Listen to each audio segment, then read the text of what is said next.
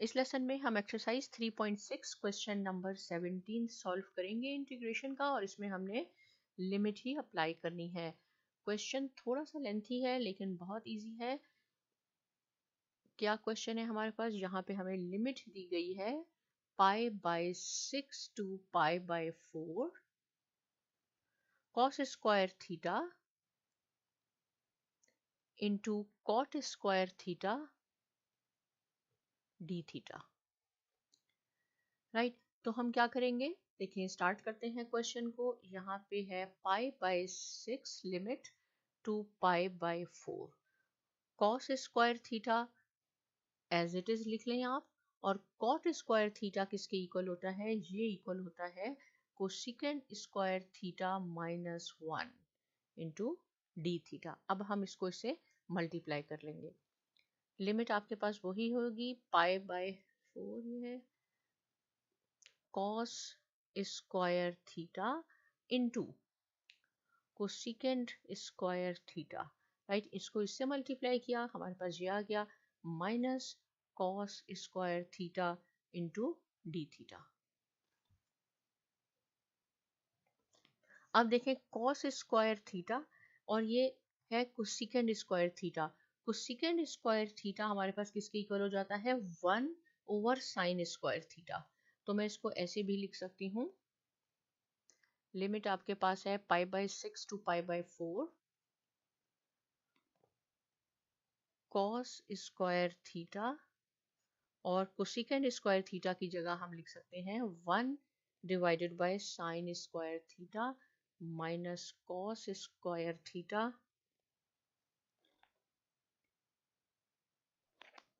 आपके पास cos square theta into d theta. Right, अब क्या करेंगे? π/6 to π/4 cos square theta divided by sine square theta, ये हमारे पास होता है cot स्क्वायर थीटा की इक्वल हो जाता है, और माइनस cos स्क्वायर थीटा आपने एज इट इज लिख लिया। देखिए, ये आपको याद होने चाहिए। ये फॉर्मूलाज हमने पहले काफ़ी दफ़ा डिस्कस किए हैं और ये 9th 10th ग्रेड का काम है, लेकिन फिर भी आपको मैं बता देती हूँ कि cos square theta divided by sine square theta cot square theta के इक्वल होता है, इसलिए ये मैंने ऐसे लिख लिया। अब ये हमारे पास टू टर्म्स बन गई हैं, इनकी हम सेपरेट इंटीग्रेशन करते हैं।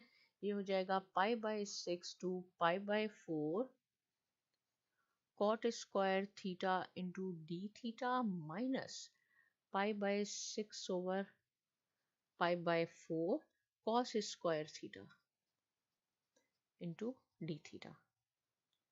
राइट, अब ये cot स्क्वायर थीटा, देखिए इनकी डायरेक्ट इंटीग्रेशन नहीं हो सकती, तो cot स्क्वायर थीटा किसके इक्वल होता है? कोसिकेंड स्क्वायर थीटा -1 के। तो मैं यहाँ लिख लेती हूँ π/6 to π/4 कोसिकेंड स्क्वायर थीटा -1, क्योंकि cot स्क्वायर थीटा इसके इक्वल होता है, और ये हो गया into d theta. Same π/6 to π/4, ये आपके पास लिमिट है। और देखें यहाँ पे हमारे पास क्या था? cos स्क्वायर थीटा, तो यहाँ पे हम लिख सकते हैं 1 plus cos of 2 theta divided by 2। जब डायरेक्ट इंटीग्रेशन नहीं होती तो हम उसके फॉर्मूलाज यूज करते हैं कि वो किसके इक्वल होता है। अब आगे चलते हैं।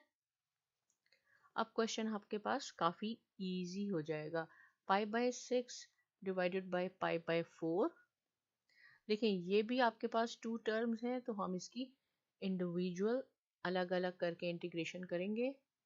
ये हो जाएगा cosecant square theta d theta minus, ये 1 है 1 डी थीटा, लेकिन आपने लिमिट ज़रूर लिखनी है क्योंकि लिमिट हमने सब पे अप्लाई करनी है।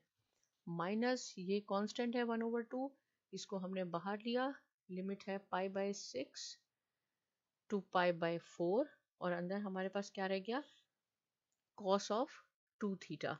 देखिए, ये है, ये भी टू टर्म्स है, तो हम इसकी 1 की अलग इंटीग्रेशन करते हैं, और ये डिवाइड इन दोनों पे हो रहा है, इसलिए हम इसको यहाँ पे भी दोबारा लिखेंगे 1/2 π/6 to π/4, और ये हो जाएगा cos of 2 theta d theta. क्या किया हमने, क्योंकि हमारे पास देखें यहाँ पे भी 2 टर्म्स थी और यहाँ पे भी 2 टर्म्स थी, तो हमने सबकी इंडिविजुअल अलग अलग इंटीग्रेशन करनी है। अब हम शुरू करते हैं यहाँ से कि कोसेकेंट स्क्वायर थीटा किसके इक्वल होता है, ये हमारे पास होता है कॉट के माइनस कॉट थीटा के इक्वल होता है, और लिमिट इसकी है π/6 टू π/4। फिर ये माइनस है, और 1 डी थीटा किसके इक्वल होगा, थीटा के इक्वल होगा, इसकी लिमिट भी सेम हो जाएगी π/6 टू π/4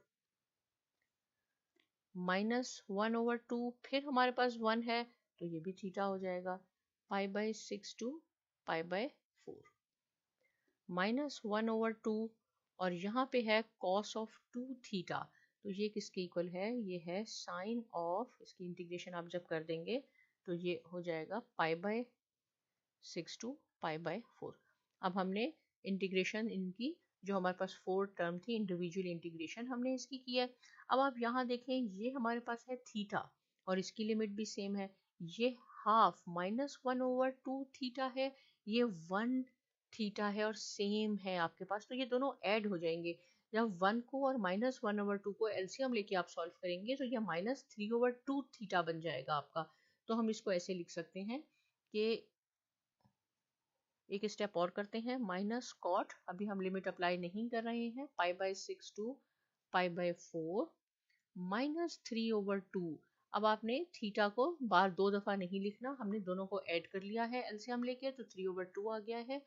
इस पे अब हम लिमिट लगाएंगे और ये हो जाएगा, देखें यहाँ पे एक ये 2 था और ये 2 है, तो ये हो जाएगा 4, 1/4 साइन ऑफ 2 थीटा। तो मैं इसको लिख सकती हूँ 1/4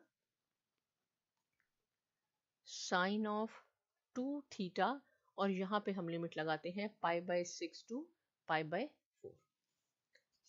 अब आप देखें यहाँ से अब हम इसकी लिमिट लगाएंगे माइनस कॉट, पहले क्या होगा अपर लिमिट π/4 माइनस, देखिए लिमिट में एक अपर और लोअर लिमिट में बीच में माइनस का साइन आता है, लेकिन एक माइनस कॉट के साथ भी है, इसलिए मैं इसको सेपरेट कर लेती हूँ, ये हो जाएगा कॉट π/6। तो हम इसको फिलहाल अलग कर लेते हैं कि ये एक सेट हो गया हमारे पास।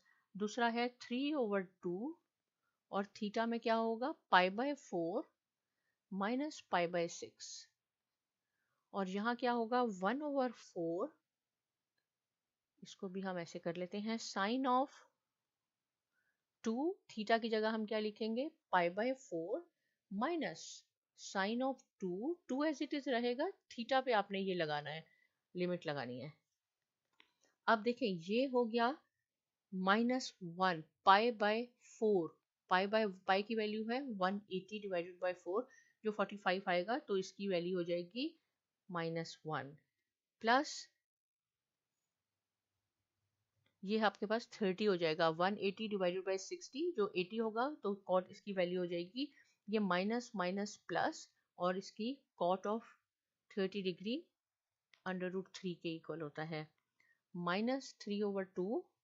इस दोनों का हम एलसीएम ले लेंगे, ये हमारे पास 12 आ जाएगा, 3 पाई माइनस 2 पाई ये हुआ, यहाँ से हमने 1/4, और देखें ये 2 1 टाइम, मैं कर देती हूँ आपको 2 2 टाइम, 2 1 टाइम, 2 3 टाइम, तो यहाँ हमारे पास रह जाएगा साइन ऑफ π/2 माइनस साइन π/3।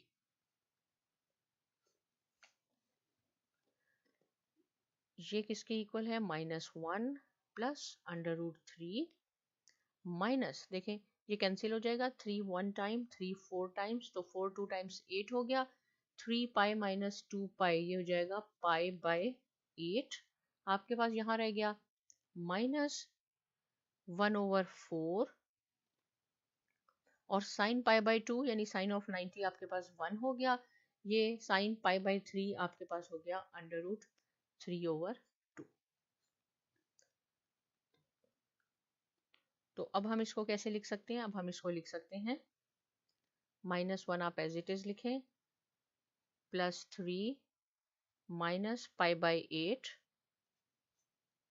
इसको हम मल्टीप्लाई करते हैं, -1/4 प्लस √3/8,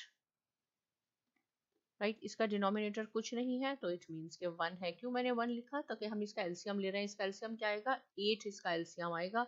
और देखिए फिर ऐसे मैं आपको यहाँ सॉल्व कर देती हूँ कि इसका एलसीएम आया हमारे पास 8, तो ये हो जाएगा -8 प्लस 8 √3 माइनस पाई -2 प्लस √3। अब देखें यहाँ से ये 8 √3 है, ये 1 √3 है, इसको आप ऐड कर लें तो ये 9 √3 हो जाएगा।